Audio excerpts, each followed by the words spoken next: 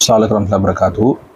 சமீப காலமாக ஆம் ஆத்மி கட்சியினுடைய நாடாளுமன்ற உறுப்பினர் ராகவ் சந்தா அவர்கள் பற்றியான சில கருத்துக்கள் பரவிட்டு இருக்கு.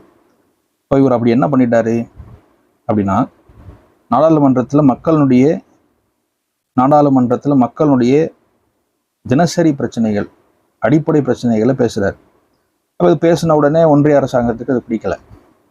குறிப்பாக என்ன சொல்கிறோம்னா, இந்திய தேசத்தில் 2 தொழில் ரொம்ப கொடிகட்டி பறந்துட்டு இருக்கு. ஒன்று மருத்துவ தொழில், இன்னொன்று பார்த்தோம்னா மொபைல் நிறுவனங்கள், சிம் கார்டு மொபைல் நிறுவனங்களுடைய தொழில் கொடிகட்டி பறந்துகிட்டு இருக்கு.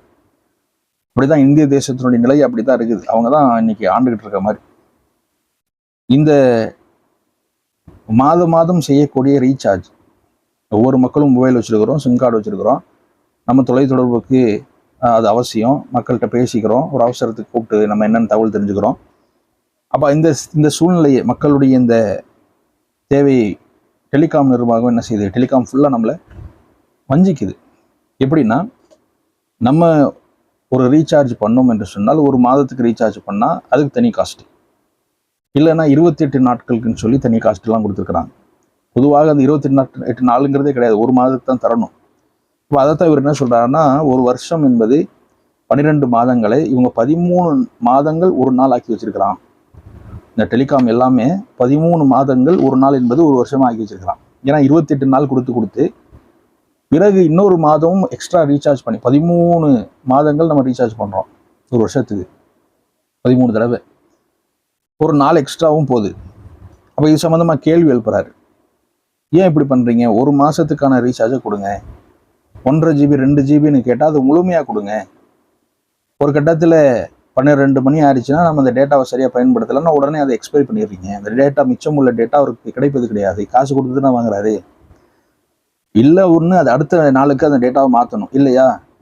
அந்த டேட்டாவை அவங்களுடைய உறவினர்களுக்கு பகிரக்கூடிய ஒரு சூழ்நிலையை ஏற்படுத்துங்க. டிஜிட்டல் ப்ராப்பர்ட்டின்னு அதுக்கு பேர் வைங்கிறார். இப்படி கேள்வி வைக்கிறார். அடுத்து என்ன சொல்கிறாரு? அப்படி அந்த டேட்டாவை பயன்படுத்தலையா, அந்த டேட்டாவெல்லாம் நீங்கள் எவ்வளோ டேட்டான்றதை மாதத்தில் கணக்கு பார்த்து அடுத்து ரீசார்ஜ் பண்ணும்போது டிஸ்கவுண்ட் கொடுத்து ரீசார்ஜ் பெற்றுக்குங்க என்ற தகவலையும் சொல்கிறார். இந்த தகவலை சொன்னோடனே உடனே அதுக்கான தக்க பதிலடியே உடனே அவங்க கொடுக்குறாங்க. எப்படி கொடுக்குறாங்கன்னா, ஆம் ஆத்மி கட்சியிலிருந்தே ஒரு தகவல் வருது. என்னன்னா, கட்சி சார்பாக சொல்கிறாங்க, ராஜ்யசபா துணை தலைவர் என்ற அந்த பொறுப்பிலிருந்து உங்களை நாங்கள் நீக்கிறோம் அப்படிங்கிறாங்க.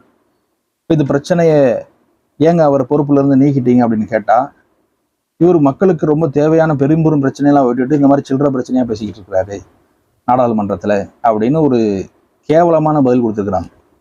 உடனே நான் மக்களுக்கான பிரச்சனையை தான் பேசுகிறேன், இது ரொம்ப கேவலம்னு நீங்கள் நினச்சிங்கன்னா மக்களுக்கான பிரச்சனையை பேசிக்கிட்டு தான் இருப்பேன், பயப்பட மாட்டேன் அப்படின்னு பதில் கொடுத்துருக்கிறார். ஏற்கனவே இவர் 2023 115 நாள் சஸ்பெண்ட் பண்ணி வச்சுருந்தாங்க. இதிலிருந்து மாநிலங்களவை 115 நாள் சஸ்பெண்ட். ஏன்? அவர் டெல்லி சேவை மசோதா என்று சொல்லக்கூடிய ஒரு விஷயத்தில் அது தொடர்பாக சில நாடாளுமன்ற உறுப்பினர்களை அனுமதி பெறாமல் சேர்த்துட்டாராம். அதனால் அவரை கிட்டத்தட்ட அனுமதி பெறாமல் நீங்கள் சேர்த்துட்டீங்க, உரிமையில நீங்கள் கை வச்சுட்டீங்க அப்படின்னு சொல்லி 115 நாள் என்ன பண்ணாங்க? சஸ்பெண்ட் பண்ணி வச்சிருந்தாங்க. பிறகு அவர் மன்னிப்பு கடிதம் கொடுத்த பிறகு மீண்டும் அவரை சேர்த்து கொண்டார்கள் என்ற செய்தியெல்லாம் நினைவூட்ட தோணுது.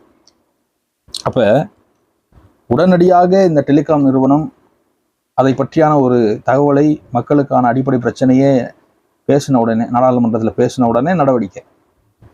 ராஜ்யசபா துணைத் தலைவர் பொறுப்பில் நீக்கிறோம், கட்சி சார்பாக நீங்கள் பேசக்கூடாதுங்கிறாங்க. ஏன் இப்படி சொல்கிறாங்கன்னா, ஒட்டுமொத்த டெலிகாமும் இந்திய தேசத்தில் மோடி அவர்களுடைய நண்பர்களில் தான் இருக்குது. அப்போ இவங்க தான் ஆட்சி ஆள்றாங்க. இப்போ இவங்களுக்கு எதிராக நம்ம பேசும்போது விடுவாங்களா? உடனடியாக நடவடிக்கை.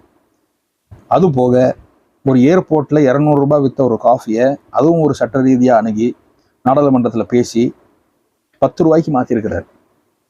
10 ரூபாய்க்கு கிடைக்கிற டீயை 200 ரூபாய் ஏன் கொடுக்கணும் ஏர்போர்ட்டில் அப்படின்னு சொல்லி அதுக்கும் வழக்கு தாக்கல் பண்ணி அது 10 ரூபாய்க்கு அவரே போய் வாங்கி குடிக்கிறாரு, அதை பில்லை காட்டுறாரு. இப்படி இன்னும் ஏராளமான செய்திகளை பண்ணிக்கிட்டு இருக்கிறார். அப்படி பண்ணக்கூடிய மக்களை தான் என்ன செய்வாங்க? முதல்ல நாட்டை விட்டு வெளியேற்றக்கூடிய சூழலை பார்ப்பாங்க. ஆக இது எல்லாம் நமக்கு ஒரு பெரிய படிப்பனையாக இருக்கிறது. சட்டமன்ற தேர்தலில் இதெல்லாம் கொஞ்சம் யோசிச்சு பார்த்து இன்ஷா அல்லாஹ் முடிவெடுப்போம் சார்.